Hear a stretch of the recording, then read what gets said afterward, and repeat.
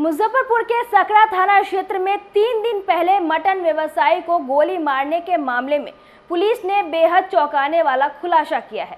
घटना में घायल मटन व्यवसायी राजू कुरैशी को गोली मारने के मामले में जहां लूटपाट और आपसी विवाद की बात कही गई थी, वहीं अब इसकी हकीकत कुछ और निकली।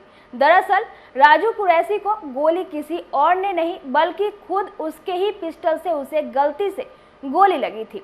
पुलिस जांच में यह खुलासा हुआ है कि राजू कुरैशी ने दूसरे मटन व्यवसायी सिराजुद्दीन से 300 ग्राम मटन लिया था। इसको लेकर दोनों में विवाद हुआ था, जिसके बाद देर शाम राजू कुरैशी शराब के नशे में सिराजुद्दीन के दरवाजे पर जाकर गाली गलौज की और हवाई फायरिंग कर दी। वहीं फिर उस पिस्टल को अपने कमर में पीछे रख लिया।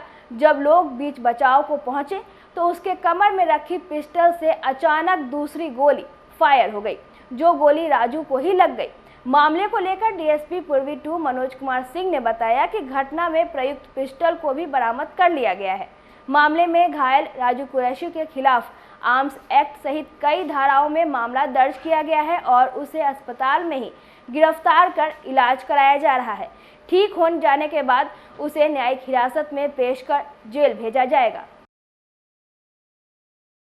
दिनांक 25/7/24 को स्थानीय थाना सकरा को सूचना मिली कि ग्राम सुजावलपुर तथा सभा के बीच में NH 28 सड़क पर सभा निवासी मोहम्मद निजामुद्दीन उर्फ राजू कुरैशी को अज्ञात अपराध कर्मियों द्वारा गोली मार दी गई है और लूट का प्रयास किया गया है।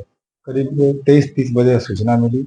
उसके बाद पुलिस हमारी जांच पड़ताल शुरू की। पता चला कि वे मां जानकी अस्पताल में भर्ती हैं मुजफ्फरपुर में। तो मामले की संवेदनशीलता को देखते हुए बड़ी पुलिस अधीक्षक द्वारा एक विशेष टीम का गठन किया गया और हम लोगों ने छानबीन शुरू की। तो मामला प्रकाश में आया कि दिनांक 25/7 को ही मोहम्मद निजामुद्दीन उर्फ राजू कुरैशी के द्वारा 300 ग्राम मीट खरीदा गया था, जिसका नाम था मोहम्मद सिराजुद्दीन। उसी से इनके द्वारा मीट खरीदा गया था। उसी में कुछ आपस में भगदड़ हुआ था।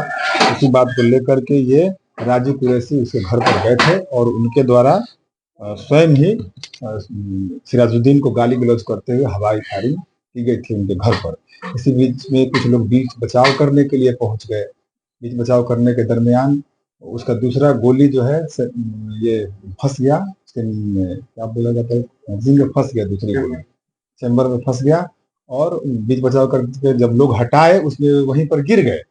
गिरने के दौरान वो गोली दूसरी गोली फायर हो गई और जिससे उनको स्वयं को में गोली लग गई। स्वयं के ये पीछे कमर के पास गोली लग गई तो वे अस्पताल में जाकर भर्ती हुए। तो हम लोगों ने उस फिर पिस्टल को बरामद करने का प्रयास किया और उस पिस्टल को भी बरामद कर लिया गया है। अभियुक्त की भी गिरफ्तारी कर ली गई है। वे हॉस्पिटल में अभी हैं, अभी भी इलाजरत हैं। पहले इस घटना को लूट का प्रयास देने की कोशिश की गई थी, लेकिन हमारी टीम ने सफलतापूर्वक कांड का उद्भेदन कर लिया है और यह स्पष्ट हो गया है कि उनके द्वारा कोई लूटपाट की घटना नहीं की गई थी। उन्होंने स्वयं एक पिस्टल रख करके दूसरे व्यक्ति सिराजुद्दीन के घर पर जाकर धमकाने का प्रयास किया और फायरिंग की और उसी में दूसरी गोली स्वयं उनके ही अपने से लगी है। अपराधी का इतिहास क्या है? अपराधी के इतिहास तो अभी हम लोग पता कर रहे हैं, अभी तक वो नहीं मिल पाया उनका अपराधी के इतिहास। सर, पिस्टल को लोड करके ही कमर में घुसा गया था कि पिस्टल ये जो है लोडेड ही पिस्टल था और सेमी ऑटोमेटिक पिस्टल था। उसमें जैसे ही एक गोली फायर होती है दूसरी गोली ऑटोमेटिक उसके चैम्बर में आ जाती है। तो यही हुआ था, उन्होंने एक गोली फायर कर दिया था और दूसरी गोली ऑटोमेटिक उसके चैम्बर में आ गई थी और उसी लोडेड अवस्था में वो कमर में खोस चुके थे। इसी बीच कुछ ग्रामीणों द्वारा बीच बचाव करने के दौरान वे गिर गए स्वयं और गोली फायर हो गई। पिस्टल बरामद करने से पिस्टल बरामद उनके घर से कर लिया गया है।